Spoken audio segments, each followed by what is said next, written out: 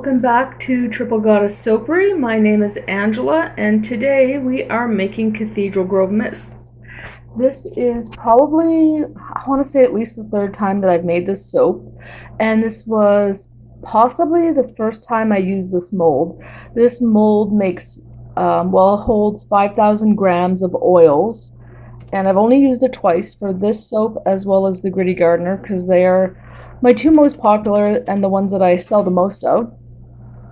But yeah, we're just gonna jump right in here. So this is a 3-color soap, and I will change some things next time. But basically, I've mixed up all my oils in my big old bucket, and then I separate out into jugs the mica that I'm gonna use. I'm using deep green mica, 24 karat gold, mixed with some brown oxide, as well as some, I think it's blue ultramarine, that's what it looks like. Next time I do this, I'll probably use a green that's a little more green. I'll ditch the brown oxide and the 24 karat gold completely, and I'll use a blue that's a bit more blue. As well, I'll probably leave some of the base white and just do an in the pot swirl or something, because I found these bars are a little bit dark and the blue and the green look very similar, so that's something I'd like to change next time. And you just saw me throw in my kaolin clay as well as my goat milk powder into the bucket, and I'm just going to get that all blended in. And I'm using my green mixer today, which I only use for these big batches. So for the big batches of dish soap and like something like this, I'll pull out this mixer because I find it feels very, very powerful, and I don't like using it in the smaller buckets. So yeah. And with the micas, I always like to add a tablespoon or two of my batch oils in. That way it makes the micas easier to disperse.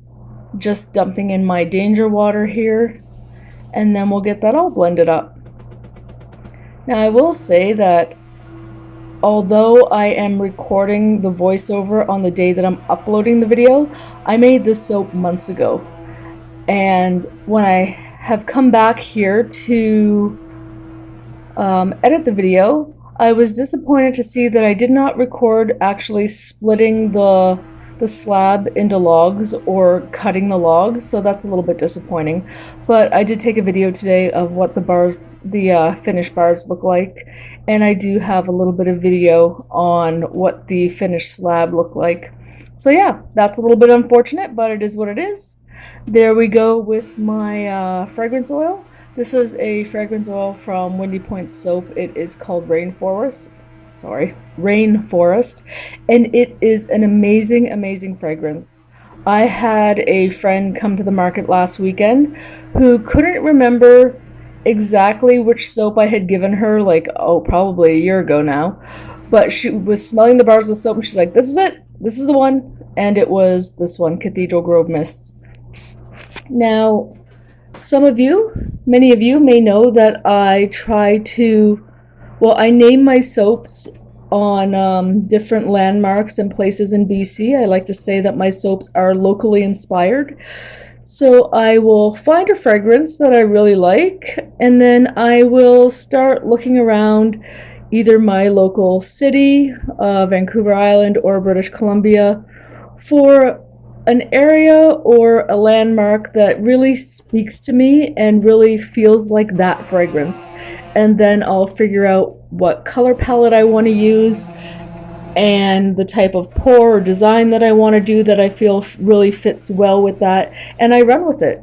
So this soap is called Cathedral Grove Mists, and if you know Vancouver Island at all, you will know that right smack dab in the middle there is an old growth rainforest called Cathedral Grove, and it is amazing. If you have ever driven through Cathedral Grove on the highway towards Port Alberni or going to Tofino, the forest is impressive. Like, the trees are massive. It really is awe-inspiring. And I do like to encourage you that if you are not from here, please take some time and just Google some pictures of Cathedral Grove, because it's pretty amazing. So that is why I chose these colors. So I chose the brown coppery color to represent the trees, And then we also have the green for the foliage and then the blue for the sky. And like I said, what I'm doing here, I'm going to stop and I'm not going to blend it in. And then I'm going to add all the colors to the pot and do it in the pot swirl next time. Because like I said, I found that the soap is just very dark looking. And although Cathedral Groves can be quite, dark and somber just simply because of all the tree cover, I don't feel like how dark brown the soap looks really is representative of what I was trying to go for. So yeah, so your takeaway should be go Google Cathedral Groves and see what I mean. So we're just gonna get everything into the mold now.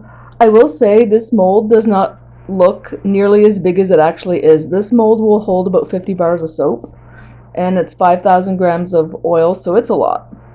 So we're just going to get it all dumped in, and then we'll start drop. I do a drop swirl into the copper brown color. And the last time I made this soap, I used only 24 karat gold mica, so the coppery color was a lot more coppery gold. It wasn't nearly as brown. And I don't remember this fragrance oil accelerating the batter nearly this much, so I don't specifically remember, but maybe I was soaping a little hotter on this day. Usually I soap at room temperature. I don't know. I don't remember. But yeah, I don't remember it accelerating like this. So I kind of go, uh-oh, and I just start smacking stuff into the mold. And of course, I mean, it's soap. It still comes out good in the end. But you can see here, mixing in this blue, it's not nearly as blue as I wanted it to be, and there's not nearly enough contrast between the blue and the green. They just kind of, I don't know. They're just not what I was going for. They just kind of blend together into one big bluey green color in the soap.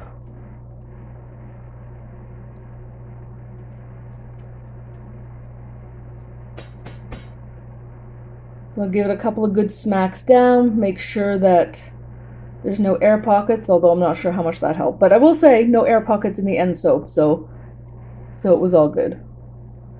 So we're just going to get that all scraped out. And we're going to get a chopstick swirl going and texture the top a little bit. And we're good to go. With this soap as well, I also use a little bit of holographic silver eco glitter. It is biodegradable and plant-based. So yeah, we're just using the chopstick, just trying to whip that color in as much as I can without, making it just a muddled mess. And it's got my trusty old butter knife. And I don't know, I don't think I wasn't real sure exactly what I want to do, so I just kind of played around with it a little bit. And I apologize, it isn't quite center of the frame as it should be. But yeah, I don't know, it kind of looks maybe like wind in the trees or waves, I'm not sure. And here we go with the glitter in my trusty spritzer. We're just going to get that on there. And again, I apologize for not recording the cut of the soap, but it was probably the first time I used my slab cutter, and I didn't think to turn on the camera. And this is what she looks like. Beautiful and shiny. Just absolutely gorgeous. I would like to thank you very much for watching my video. If you got this far, I truly appreciate you. Please remember to hit like and subscribe for more soapy content.